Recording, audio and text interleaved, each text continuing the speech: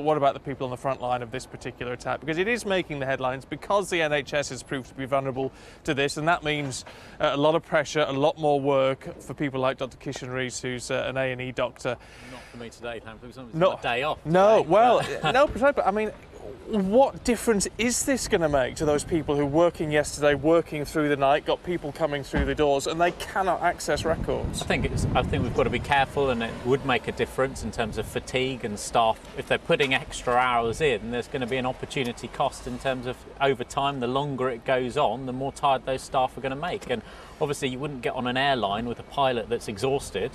And it's exactly the same in medicine. You don't want to be operated on or treated by a doctor or a nurse that's tired and can't make decisions. So we need a speedy resolution to this as quick as possible, I would suggest. But in terms of the patient care, which is crucial in all this, I mean, presumably it's all going to take a lot longer, and therefore you can treat as a result fewer patients.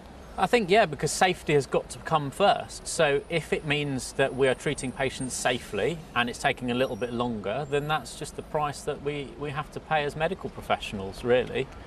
And it's interesting you say, what effect will it have on people on the front line? I think people on the front line are sick of being failed in terms of the NHS has been used as a bit of a political football. And I know everyone says they don't want to, but, you know, we've got to be mindful of that. And yet we talk, don't we, about the infrastructure, some of the computers and the software is out of date, some of the patches haven't been applied where applicable.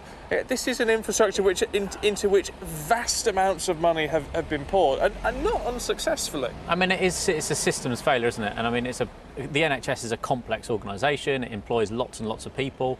I think it was only behind Indian Railways and the Chinese Army. So it's a massive, massive organisation.